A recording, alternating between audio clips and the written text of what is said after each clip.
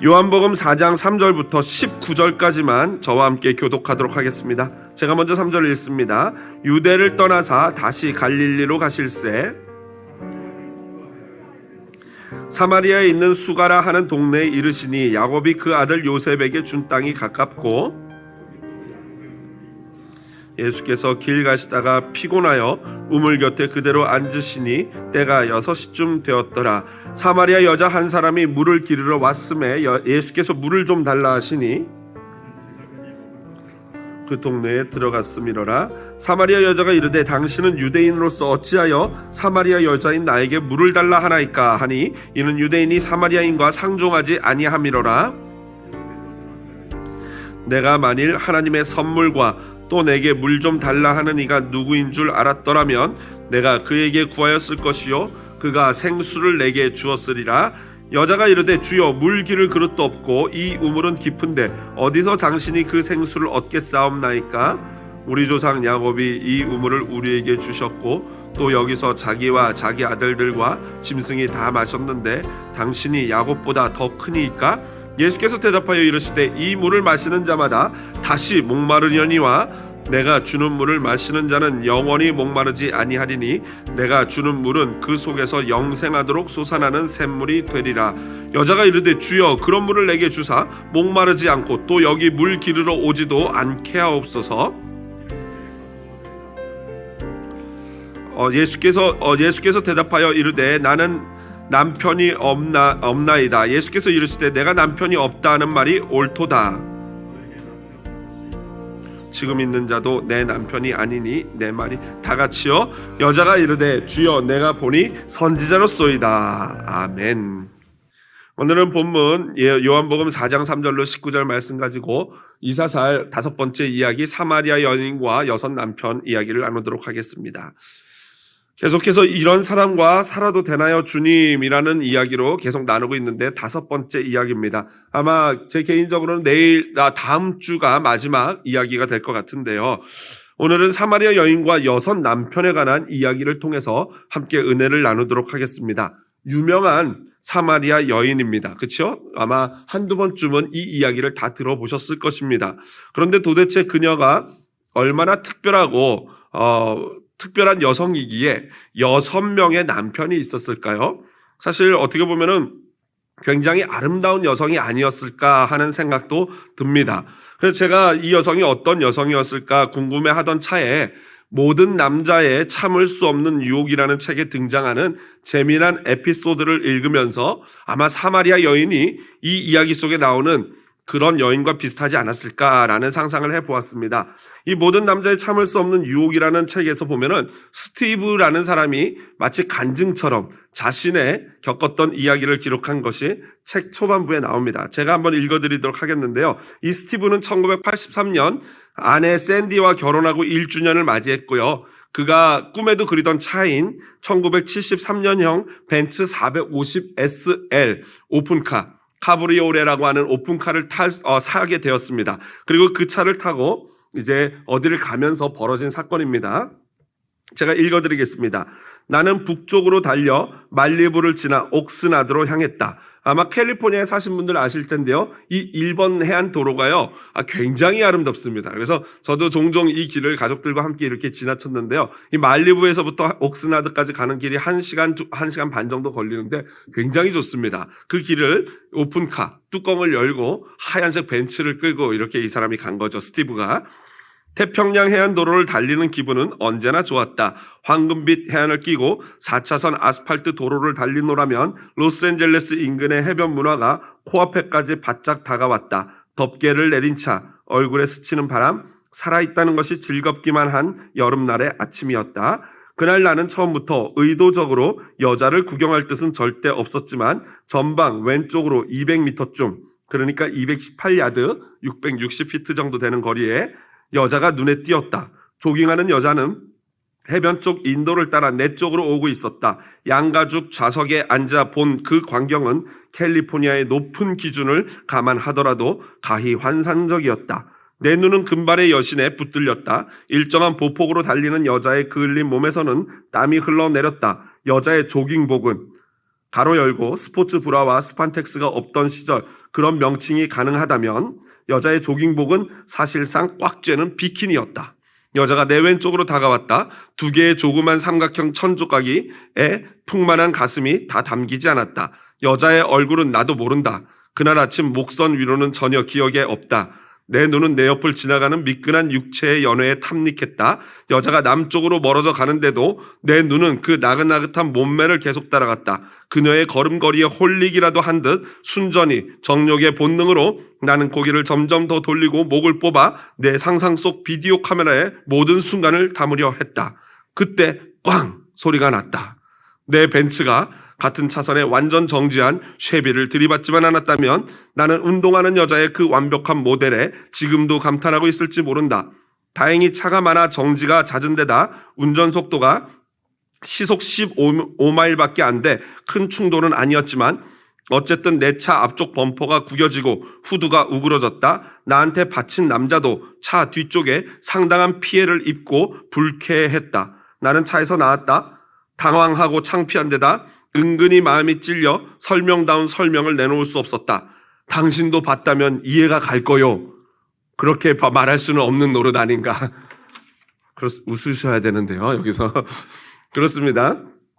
아마도 제가 생각할 때는 이 사마리아 여성의 모습이 이 비키니 입은 여성처럼 아름답지 않았을까 생각을 합니다. 물론 당시 사마리아의 풍습상 절대 비키니를 입을 수 없었겠지만 그만큼 매력적인 부분이 있는 여성이었을 것이 분명하다 하는 생각이 듭니다. 그녀가 그렇게 많은 남편을 만났던 것이 그녀의 이 특출한 미모 때문이었을까요? 그것이 문제였을까요? 아니면 남편들에게 문제가 있었을까요? 저 개인적으로는요, 남자들에게 먼저 문제가 있지 않았었을까 생각을 합니다. 학자들에 의하면 그녀는 창녀였을 것이다 라고 추측을 합니다. 아마도 못된 남성들은 여러모로 불쌍한 그녀를 이용하지 않았을까 생각합니다. 동시에 조심스럽게 또한 상황을 살펴보고 상상해 보는 것은요, 그녀 아내도 어렸을 때부터 부모나 타인에게 받은 남모를 상처가 있지 않았을까 생각해 봅니다. 그토록 많은 남편을 만나면서도 채워지지 않는 그녀의 공허함의 정체는 여러분 무엇이었을까요? 그녀는 도대체 무엇을 구하며 현재 6번째 남자와 동거를 하고 있는 것일까요? 함께 오늘 그 이야기를 살펴보도록 하겠습니다. 오늘 상황과 공간적 배경은 다음과 같습니다. 예수님의 인기가 높아지자 예수님의 소문이 바리새인들의 귀에게까지 들어갑니다. 그리고 그 사실을 예수님이 아시고 아직 예수님의 때가 안 되었기 때문에 불필요한 충돌을 피하기 위해서 예수님은 그 유대 지역을 떠나서 다시 당신의 고향이신 본 고장이라고 할 수 있는 갈릴리 지역 가버나움 나사렛 쪽으로 가시고자 합니다. 당시 유대인들은요, 남쪽 유다에서 갈릴리 지역으로 가는 방법이 크게 두 가지가 있었습니다. 이것은 좀 지도를 보면서 설명을 드려야 하겠는데요. 한번 지도 보시면서 함께 보겠습니다. 먼저 보시면은 좀 지도가 작아서 안 보이실 텐데요. 여기 보면 유대가 있습니다. 예루살렘이 여기고요. 유다가 여기 있습니다. 그리고 사마리아가 중간에 있고요. 갈릴리가 북쪽에 가장 북쪽에 있습니다. 그러니까 유대에서 갈릴리를 가려면 어떻게 가면 되겠습니까? 사마리아를 거쳐서 가면 됩니다.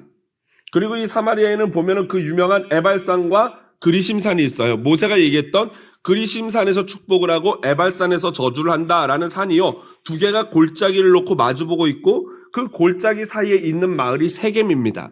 그리고 오늘 이 여인이 살고 있는 수가성이라는 곳이 바로 세겜에서 약 남쪽으로 반마일 정도 떨어진 곳에 위치하고 있고요. 현재도 실제로 그곳에 야곱의 우물이 있고 야곱의 우물 옆에는 요셉의 무덤까지도 있어서 현재 거기가 관광지입니다. 그 사마리아를 거쳐서 쭉 가면 갈릴리가 나오는데요. 대부분의 사람들은 이렇게 지나가겠지만 경건한 유대인들, 바리새인들은요, 절대 이렇게 안 지나갔습니다. 유대인들은요, 여기 보면 얇은 줄이 있고요. 여기 갈릴리 호수가 있고 이 밑에 바로 사해가 있는데 갈릴리 호수는 이 헐몬산에서 흘러내린 만년설이 흘러서 갈릴리 호수로 들어오고요. 그리고 갈릴리 호수에 있는 물이 이 요단강을 따라서 사해로 흘러갑니다. 그런데 사람들이 이 사마리아를 안 지나가려고 유대에서 갈릴리를 갈 때 이렇게 우회해 가는 거죠. 요단강을 여기서 이렇게 건너서 베레아 데가볼리 지역을 가가지고 다시 갈릴리 지역으로 가는 겁니다. 그러면은 요렇게 가면 3일 걸릴 길을요, 요렇게 가면 2배나 되는 6일, 일주일이 걸리는 것입니다. 그런데 사람들이 왜, 유대인들이, 경건한 바리새인들이 왜 저렇게 사마리아를 통과하지 않고 이 2배나 걸리는, 6일이나 걸리는 시간과 돈을 낭비하면서 그 돌아가는 우회도로를 택했을까요? 그것은요, 바로 이 사마리아 성이 여기가 바로 북이스라엘의 수도였어요. 이 유대의 수도는 바로 예루살렘. 그러니까 유대는요, 유다 지파와 베냐민 지파로 이루어진 남왕국이었고요. 이 북이스라엘은 유다 지파와 베냐민 지파를 제외한 나머지 10개 지파가 북이스라엘을 이루고 있었고, 거기에 수도가 바로 사마리아였어요. 그리고 그 북이스라엘의 대표 종족은 바로 요셉의 아들인 에브라임 종족이 대표 종족이었던 것입니다. 그러다 보니까 이 북이스라엘이 BC 722년 아수르라는 나라에 멸망을 하게 됩니다. 그런데 아수르가 북이스라엘을 멸망시키면서 어떤 짓을 했냐면은, 우리나라가 왜 일본에게 지배를 당할 때 창씨 개명하고 왜 말도 일본 말만 쓰게 하는 그런 일들 있지 않았습니까? 그것처럼 민족 말살 정책을 펼쳤어요. 그래서 아수르 사람들이 일부러 이 사마리아 사람들, 북이스라엘 사람들과 혼인을 해가지고 혼혈족을 만들어 놓은 것입니다. 민족 전체성을 없애버리려고요. 그러다 보니까 남왕국의 이 유대인들은 자기네가 정통이고 저 녀석들은 혼혈족이다 하면서 그들을 개 취급하기 시작했던 것입니다. 그들은 혈통과 신앙의 순수성을 잃어버렸다라고 하면서 무시하기 시작했던 거죠. 그래서 경건한 바리새인들, 자칭 경건하다고 하는 사람들은요, 사마리아 사람들을 상종하지도 않고 그곳을 지나가지도 않았던 것입니다. 그런데 오늘 4절에 보니까 뭐라고 나와 있습니까?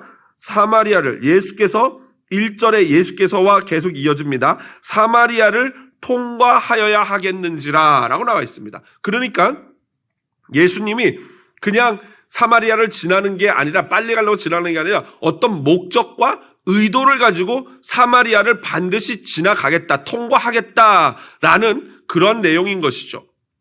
그런데 가만히 보면요, 40절을 보시면요, 그 사마리아 사람들의 요청에 의해서 예수님이 사마리아에서 이틀이나 머무신 것을 알 수 있어요. 그러니까 예수님이 별로 급한 일도 없으셔요. 갈릴리까지 가시는데 거기다 이 급한 일을 만들어 놓고 그걸 빨리 맞추기 위해서 사마리아를 가는 게 아니고 이틀이나 거기 사마리아에 머문 걸 보면요, 별로 일도 없으셔요. 그럼에도 불구하고 반드시 사마리아를 가는 거죠. 그러니까 무슨 목적이 분명히 있는 거죠. 왜 예수님은 반드시 사마리아를 통과하셔야 했었을까요? 오늘 본문을 여러분 가만히 들여다보면요, 3명의 목마른 자들이 나옵니다.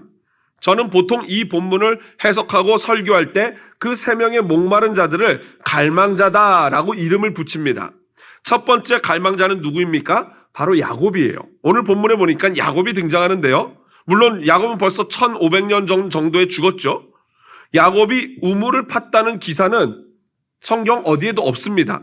하지만 전통적으로 내려오는 전승에 의하면요, 지금도 야곱의 우물이 거기 아까 말씀드린 것처럼 세겜 가까운 아스칼이라는 지역에 있고요. 그 야곱의 우물에서 불과 얼마 떨어지지 않은 곳에 실제로 요셉의 무덤도 있습니다. 그런데 그 야곱의 우물은요, 그 우물이 있는 위치 위에 그리스 교회가 세워져 가지고 그 그리스 정교회가 그 야곱의 우물을 현재도 관리하고 있어요. 1935년에 그 야곱의 우물의 깊이를 한번 측정해 봤더니 41m, 135피트나 되는 굉장히 깊은 우물이었습니다.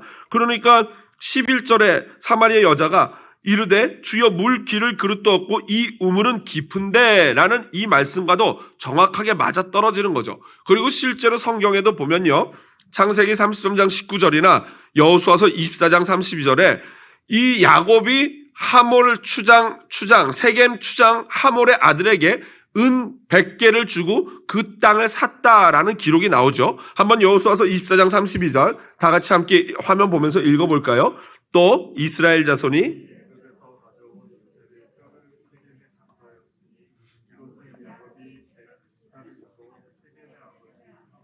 자손들에게서 산 밭이라 그것이 요셉 자손의 기업이 되었더라. 이것은 벌써 1500년 전부터 역사적으로 전해져 내려오는 사실인 거죠. 그리고 오늘날 지금 2000년도가 서기 2021년인데 지금도 여전히 관광 사업으로 그렇게 하고 있다고 합니다. 물론 그 교회를 들어가는데 돈은 받지 않는다고 하네요. 근데 요즘에는 사진을 못 찍는다고 합니다.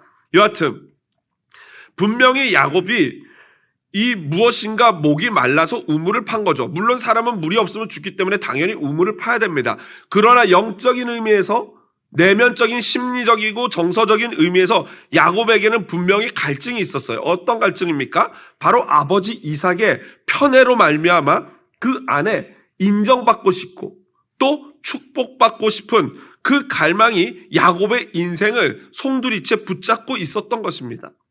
그의 갈증은요, 인정받는 것과 성공이었던 것입니다.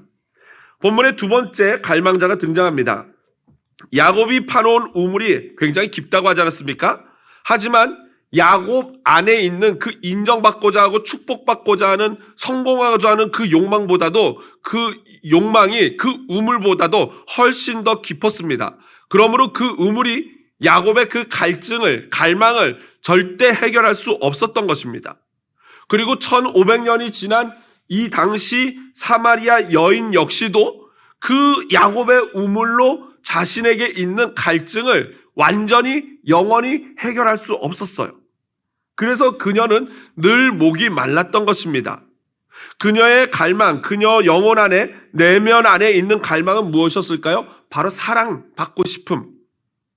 그리고 또한 이성에 대한 갈망, 남편에 대한 갈망, 관계에 대한 갈망, 행복하고자 한 욕구, 이런 것들이 그녀 안에 자리 잡고 있었던 갈망이었습니다.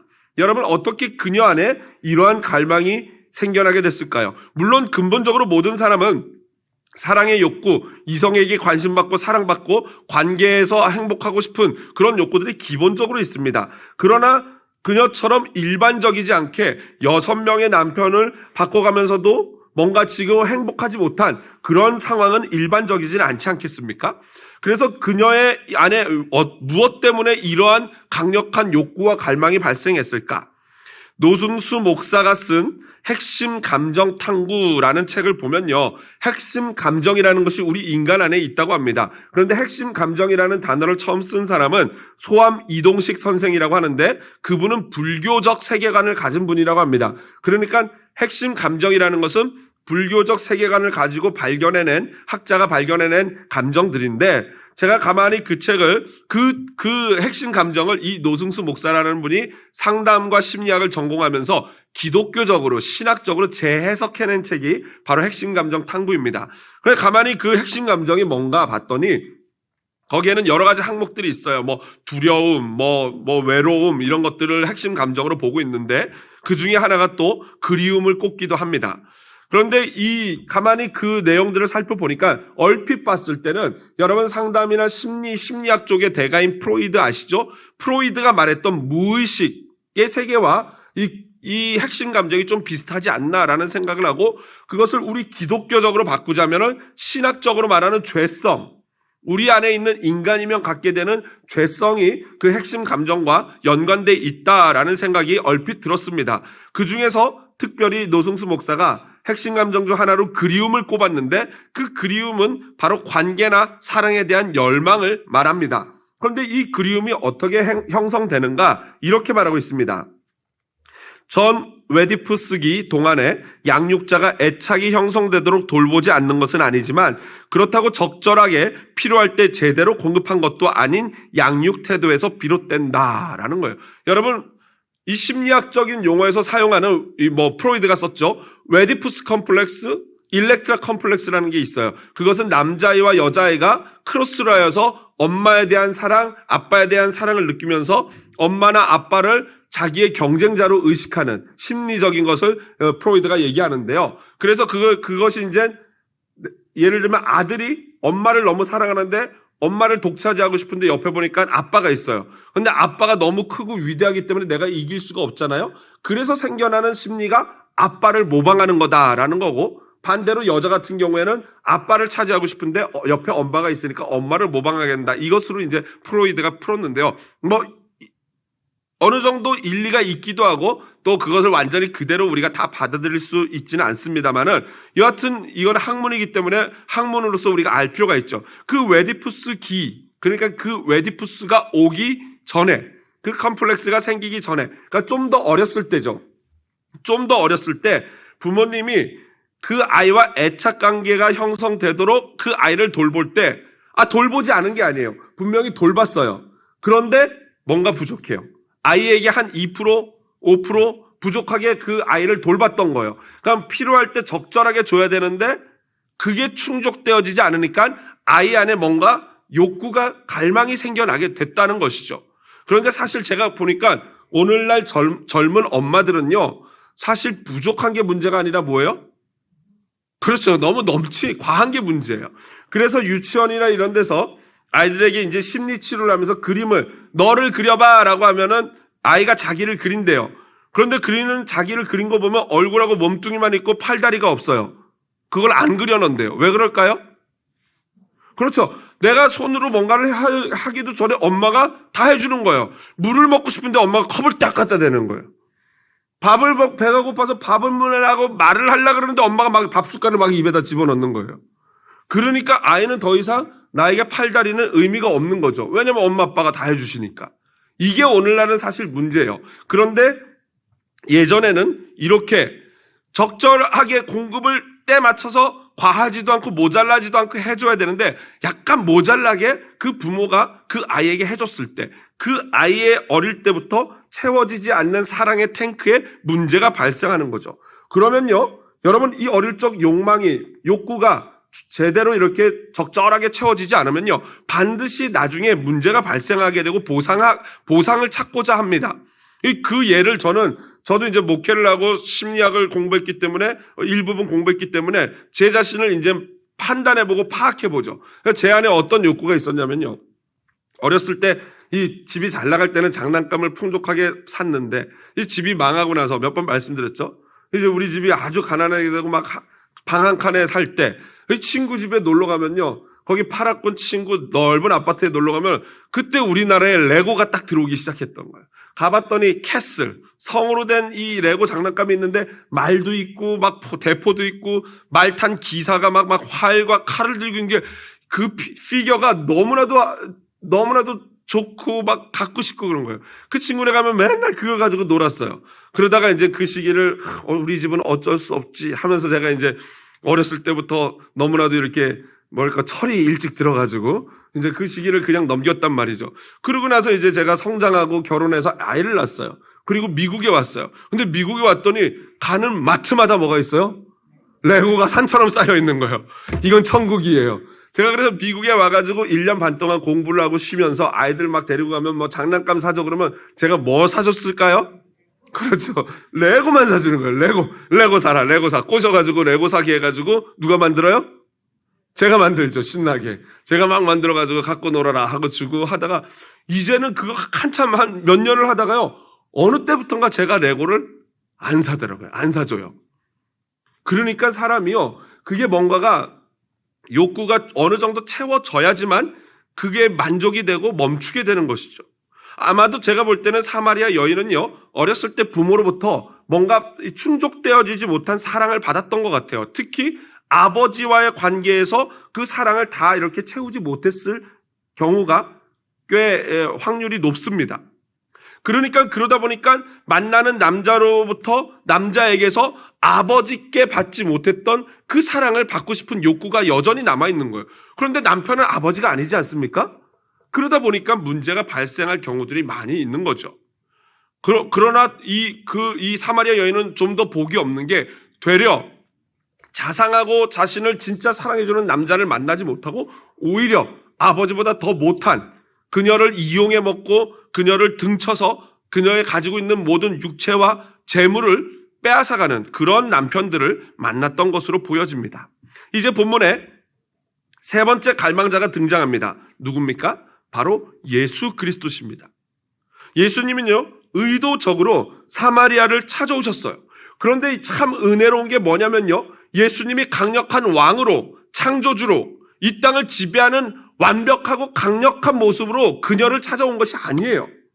오늘 성경에 보니까 어떻게 나와 있냐면요, 예수님이 그 보잘것없는 사마리아 여인을 찾아오셔서 오히려 그 여인에게 뭘 요청해요? 물을 달라. 오히려 도움을 요청합니다. 심지어 6절에 보니까요, 예수님이 이렇게 돼 있습니다. 또 야곱의 우물이 있더라. 예수께서 길 가시다가 피곤하여 우물 곁에 그대로 털썩 앉으시니. 지금 보십시오. 상상해 보십시오. 예수님이 그녀 사마리아 여인을 만나기 위해서, 그래, 그 아이가 항상 정오 때 사람 없을 때 우물을 찾아오지, 내가 빨리 가야겠네. 해시계 보시니까 이거 거의 시간이 정오가 다 돼가는 것 같은데 빨리 가겠다. 잘못하면 걔를 놓치겠다 하면서 막 그 뜨거운 햇살을 받으면서 발빠르게 그 샌들에 모래가 들어오고 발가락 사이에 모래가 끼어도 물집이 잡혀도 아랑곳하지 않고 그녀를 찾아서 물 한 잔 못 마시고 우물까지 거의 달리다시피 걸어오신 겁니다. 그러고 나서 지쳐서 우물가에 털썩 주저앉은 거예요. 그때 바로 사마리아 여인이 등장한 겁니다. 그녀와 똑같이 지치고 목마른 모습으로 강력한 왕이신 주님이 내게 물 좀 다오 라고 요청을 하는 것입니다. 여러분, 이것이 바로 성육신인 것입니다. 인카네이션. 그렇습니다. 예수님은 지금 무엇에 목마릅니까? 지금 그녀를 만나기 위해서 달려와서 육체도 목마르지만 근본적인 예수님의 갈망은 그녀의 영혼이었던 것입니다. 예수님이 사마리아를 찾아온 목적 역시 그녀의 영혼을 취하고자 하는 거예요. 그러므로 예수님은요, 갈망자이십니다. 영혼을 갈망하는 갈망자임과 동시에 많은 사람들이 갈망하는 그 갈증을 해결해 주실 수 있는 유일한 분이십니다. 헨리 나우엔의 표현을 빌리자면은 예수님은 바로 상처 입은 치유자인 것이죠. 놀라운 것은요, 예수님과 사마리아 여인의 대화입니다. 주님은 단번에 그녀의 갈망과 필요의 근본을 꿰뚫어 보십니다.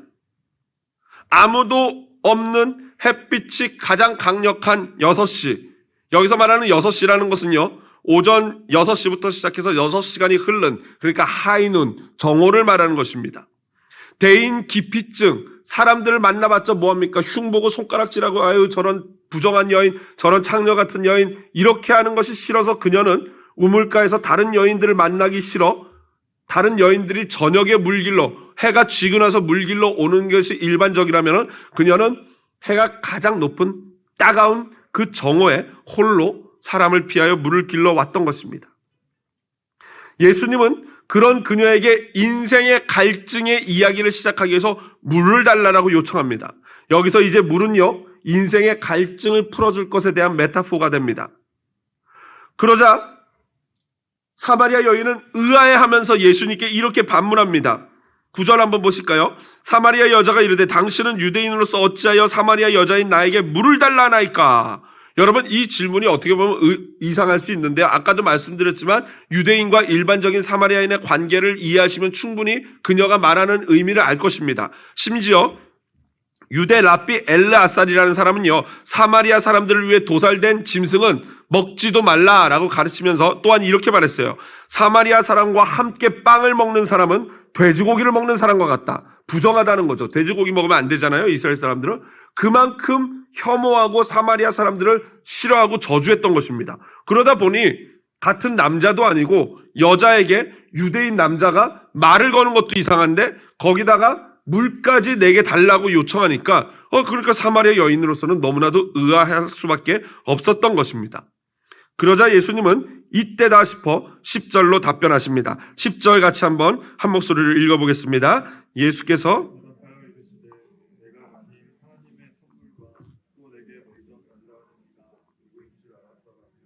내가 그에게 구하였을 것이요 그가 생수를 내게 주었으리라. 아멘. 여기서 여러분, 예수님은 약간 유체 이탈 화법 같은 걸로 말씀하시죠. 마치 남의 일 얘기하듯이 그가 3인칭을 써가지고 그가 너에게 주었을 것이다. 본인 얘기를 하시면서 그렇게 말씀하셔요. 그런데 여기서 내가 만일 하나님의 선물과 할 때 하나님의 선물이 무엇이냐에 대해서 학자들은 여러 가지 의견들을 말합니다. 어떤 사람은 말씀이다. 어떤 사람은 구원이다. 어떤 사람은 성령이다. 그런데 여러분, 말씀과 구원과 성령, 이 모든 것이 한꺼번에 포함되어 있는 분이 계시죠. 누굽니까? 예수시에요. 맞습니다. 예수 안에 생명이 있고 구원이 있고 예수께서 성령을 제2의 보혜사를 보내셨습니다. 그렇기 때문에 예수님이 바로 하나님의 선물의 본체인 거죠. 그러고 나서 예수님은 하나님의 선물과 또 내게 물 좀 달라 하는 이 누구예요? 바로 예수님 자신이에요. 그러니까 하나님의 선물인 물 달라고 하는 그를 네가 알았다면 오히려 그가 너에게 생수를 줬을 것이다. 여기서 말하는 생수란 무엇입니까?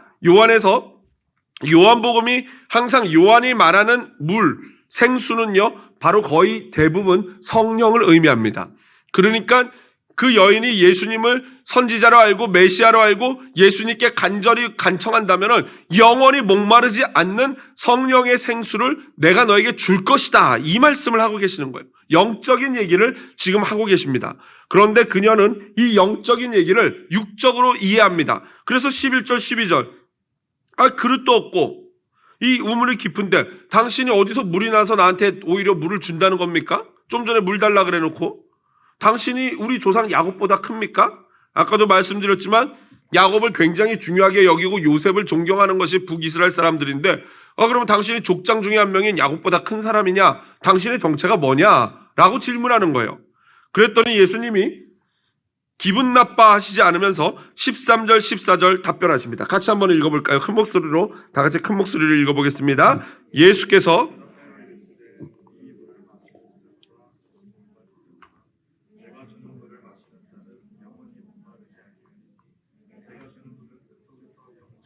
솟아나는 샘물이 아멘. 그렇습니다. 이 대답은요 너무나 그토록 그녀가 바라던 답변이었어요.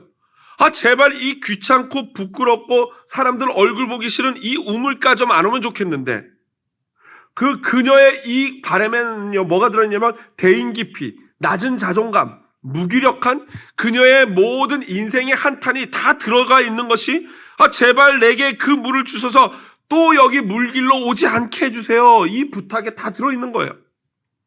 그러자 예수님은 그녀의 심장을 관통하는 질문을 하십니다. 말씀을 하십니다. 16절입니다. 같이 한번 읽어보겠습니다. 이르시되 가서 내 남편을 불러오라. 갑자기 물 얘기하다가 제발 그 물 좀 줘서 나 제발 이 목마름 이 갈증이 없도록 해주세요 라고 요청을 했더니 갑자기 예수님이 가서 내 남편을 불러오라 말씀하셔요.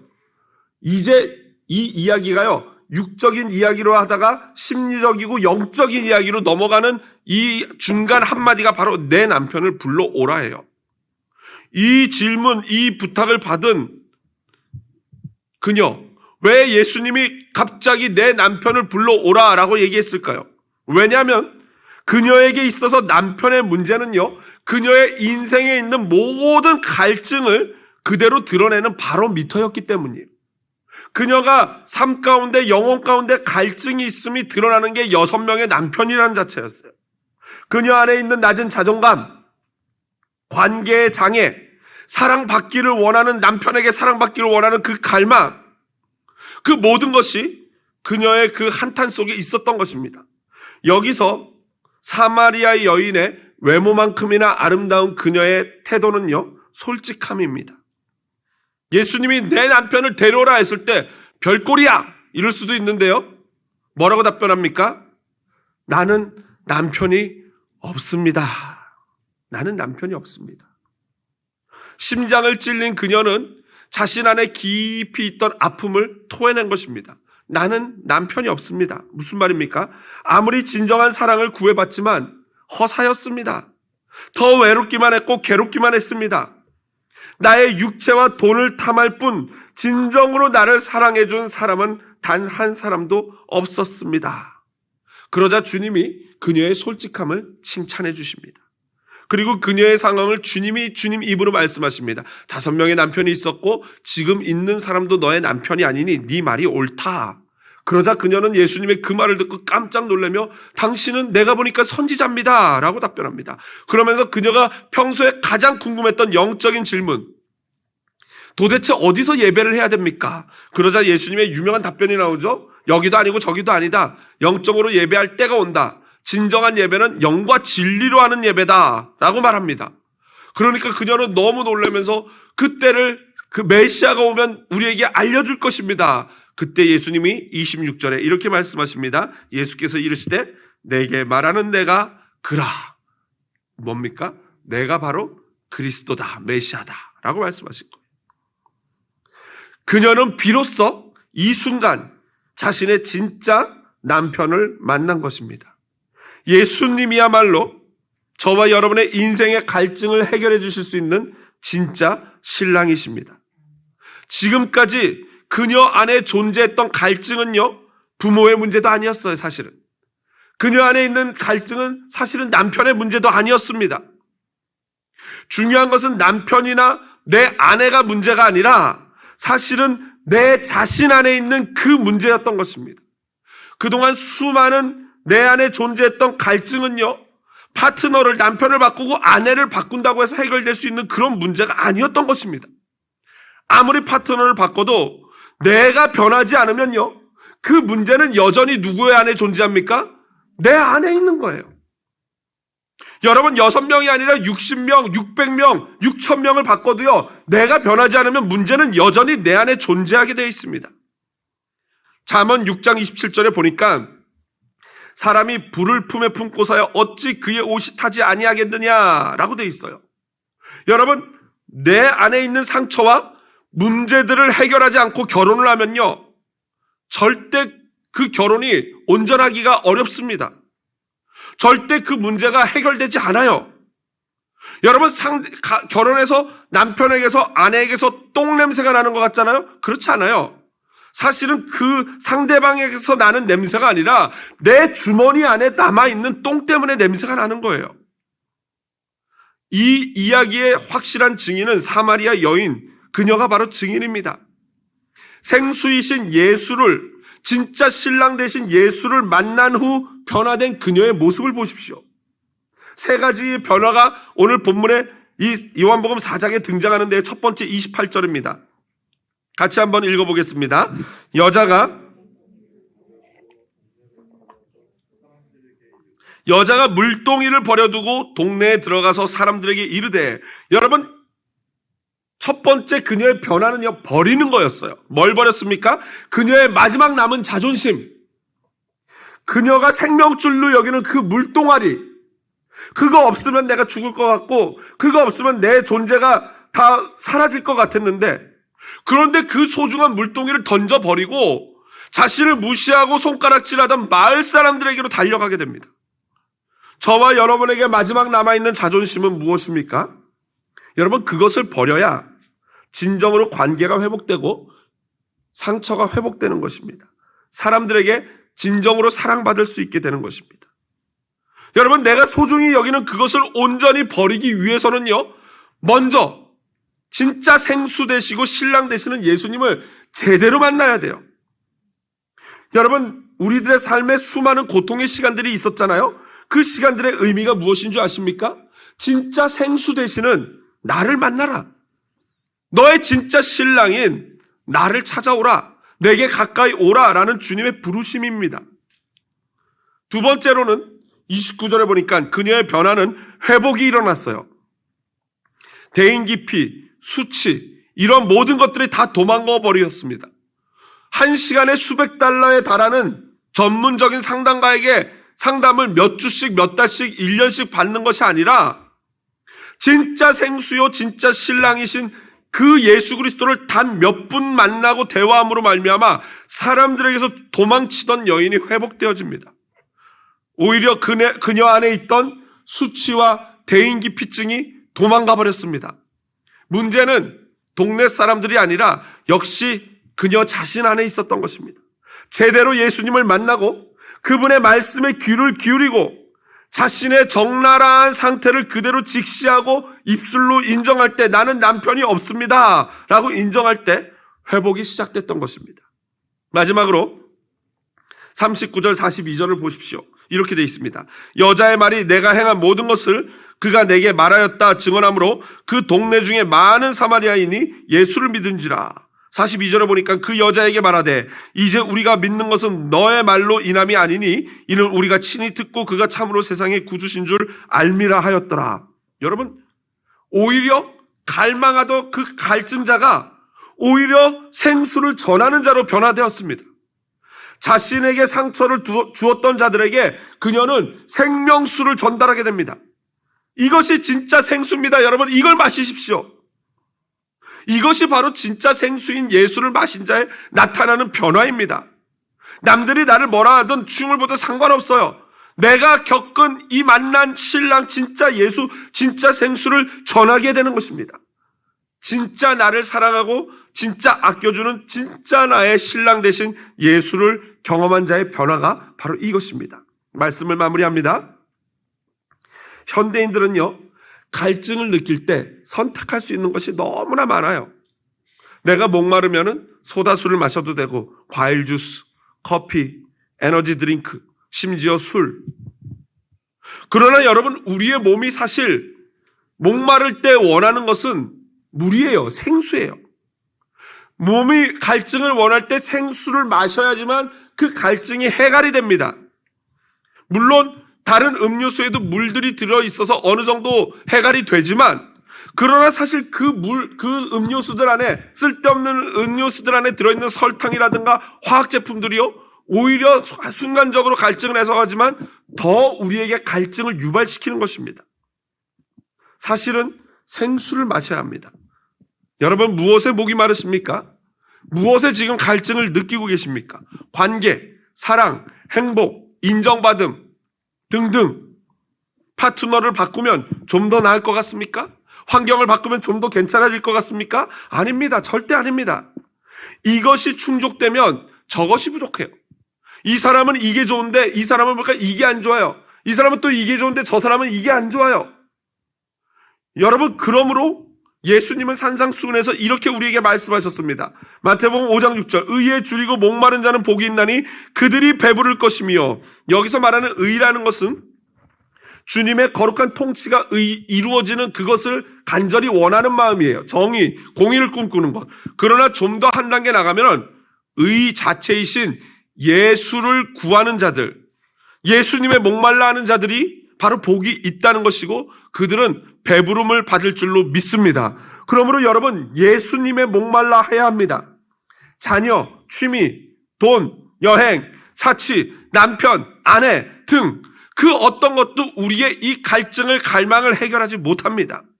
오직 예수 외에는 안 됩니다. 주님을 부릅시다. 예수를 마십시다. 오늘 이 시간 그 주님께로 가까이 가 주님을 마음껏 마시는 저와 여러분 되시기를 주님의 이름으로 축복드립니다.